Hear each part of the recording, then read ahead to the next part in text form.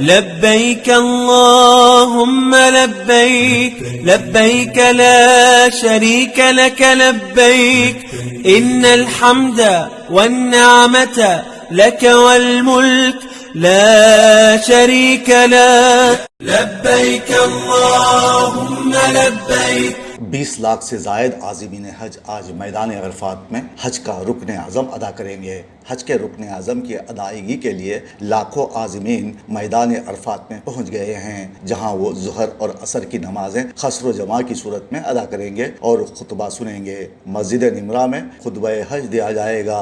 مسجد الحرام کے امام و خطیب شیخ ماہر احمد موقلی خطبہ دیں گے، جسے اردو سمیت 50 زبانوں میں نشر کیا جائے گا۔ حجاج سارا دن میدان عرفات میں عبادت اور دعائیں کرتے گزاریں گے۔ عرفات میں حج کا خطبہ سننے کے بعد ظہر اور عصر کی نماز ملا کر ادا کی جائے گی۔ مغرب سے قبل حجاج اکرام مزدلفہ کی طرف روانہ ہوں گے اور وہاں مغرب اور عشاء کی نماز اکٹھی پڑھیں گے۔ مزدلفہ میں حجاج اکرام رمی جمرات کے لیے کنکریاں اکٹھی کریں گے۔ اتوار کی صبح حجاج اکرام واپس مینا روانہ ہوں گے اور رمی جمرات کریں گے، جس کے بعد قربانی کی جائے گی اور عازمین کا فریضہ حج مکمل ہو جائے گا۔ اگر ہم یہاں کے انتظامات کا جائزہ لیں گے تو ہمیں لگے گا کہ دنیا کا کوئی بھی ملک سعودی عرب کی طرح ایسے انتظامات نہیں کر سکتا۔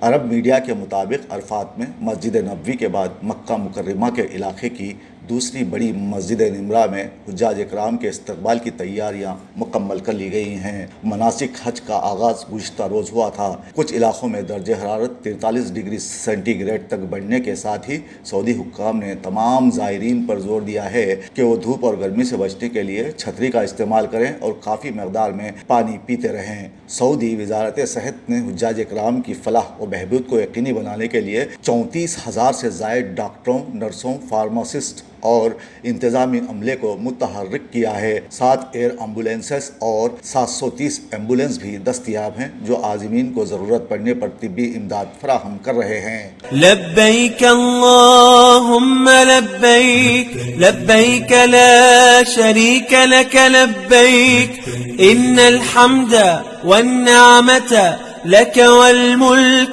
لا شريك لك لبيك اللهم لبيك